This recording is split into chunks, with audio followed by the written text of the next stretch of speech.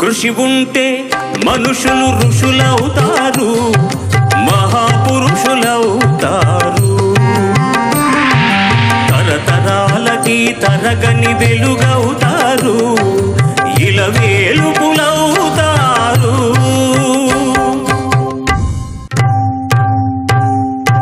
అడుగో అతడే వాల్మీకి, బ్రతుకు వేట అతనికి, అతి భయంకరుడు యమకింకరుడు అడవి జంతువుల పాలిటి.